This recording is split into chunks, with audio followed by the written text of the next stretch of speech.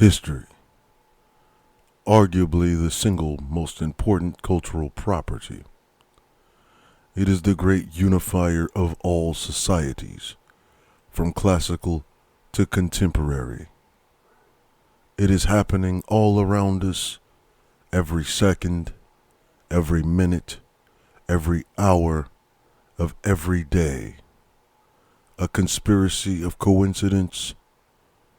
It creates the contextual understanding of events that affects our lives. If we are vigilant enough, we can witness it happening. If we are keen enough, we can make it happen. By understanding it, we can alter the reality of the present or change the trajectory of the future. For without history, we are without purpose. We are without identity. Welcome to the gray area where we examine history in hindsight. February 3rd, 1690, the first paper money in America was issued by the Massachusetts colony. The currency was used to pay soldiers that were fighting in the war against Quebec. 1783, Spain recognized the independence of the United States. 1809, the territory of Illinois was created.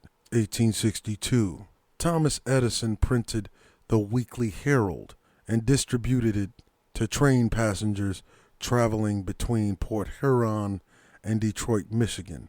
It was the first time a newspaper had been printed exclusively for a train. 1874, a patent was issued to Samuel W. Francis for the spork. 1900, in Frankfort, Kentucky, gubernatorial candidate William Goebbels died from an assassin's bullet wounds. On August 18, 1900, ex-Secretary of State Caleb Powers was found guilty of conspiracy to murder Governor Goebbels. 1913, the 16th Amendment to the United States Constitution was ratified. It authorized the power to impose and collect income tax. It was one of the results of the Federal Reserve Act of 1913. It was born from the creature of Jekyll Island. 1917, the U.S. broke off diplomatic relations with Germany, which had announced a policy of unrestricted submarine warfare. 1918, the Twin Peaks Tunnel began service. It is the longest streetcar tunnel in the world at 11,920 feet, nearly 2 miles. 1927, the Federal Radio Commission was created when U.S. President Calvin Coolidge signed a bill. The commission would later become known as the FCC. 1941, in Vecny, France, the Nazis used force to restore Pierre Laval, a Nazi proxy, to office. 1945, Russia agreed to enter World War II against Imperial Japan. 1947, Percival Prattis became the first black news correspondent admitted to the White House and Senate Press Gallery in Washington, D.C. He worked for Our World in New York City. 1966, the first rocket-assisted controlled landing on the moon was made by the Soviet space vehicle Luna 9. 1984, Challenger 4 was launched as the 10th space shuttle mission. 1998, Texas executed Carla Faye Tucker. She was the first woman executed in the United States since 1984. The first white woman, that is, since 1984. 2009, Eric Holder was sworn in as Attorney General. He was the first Black American to hold the post. 2015, the British House of Commons voted to approve letting scientists create babies from the DNA of three separate people.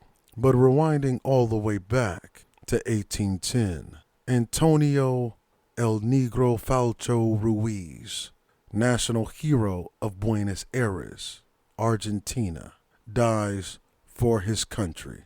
But the story begins the night of February 1st, 1810, when the garrison of El Callao, which was composed by the remains of the Army of the Andes and an artillery company from Chile, started a mutiny which was joined by two squadrons of the Mounted Grenadiers Regiment.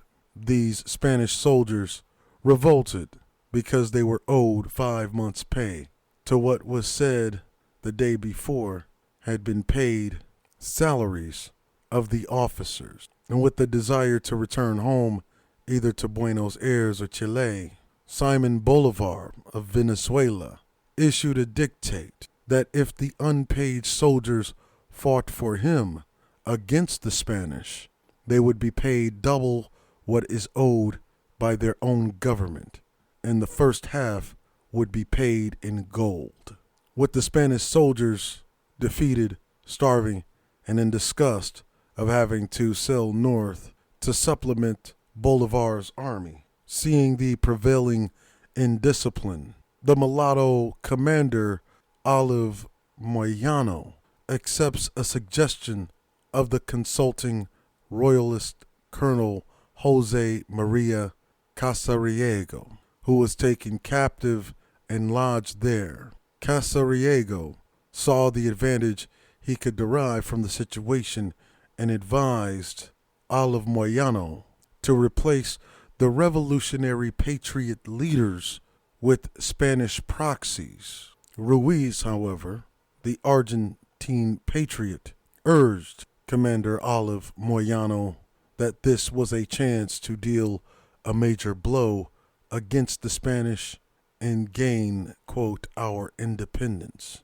However, Moyano refused and decided to side with the Spanish and betray his darker-hued Argentine brethren, who would label Olive Moyano a traitor. Corporal Antonio Ruiz, El Negro Falcho, the Black Falcon, was born a slave. He served in the regiment of the River Plate and died while defending the colors, white and sky blue, colors of the revolutionary flag, against the traitors during a revolt at Fort El Callao in Peru on February 6, 1824. Rather than hoist the Spanish flag, which he was given the option to pledge fealty to the Spanish Empire, Ruiz refused, and instead Falcho chose to be shot by the mulatto Spanish traitors so they could, quote, see the tears of revolution as they kill the hope for freedom, crying out with his last breath, Viva Buenos Aires, long live Buenos Aires. And to this day, Antonio El Negro Falcho Ruiz is held as a national hero. And to this day, the Argentine flag flies proud and true, bearing the colors of white and sky blue, the colors of revolution. Remain ever vigilant, to thine own self be true, to thine own self be free. Antonio El Negro Falcho Ruiz paid the ultimate price. He lived a life of honor, valor, sacrifice, and esprit de corps. And February 3rd, whether officially or unofficially, could be declared as Falcho Day, or the Day of the Black Falcon. You see, history, much like time, waits for no man. It is ultimately up to us to decide whether we choose to make it or be the reason we repeat it. However, no matter what side of it that you stand on, you can only learn from it by looking at history in hindsight.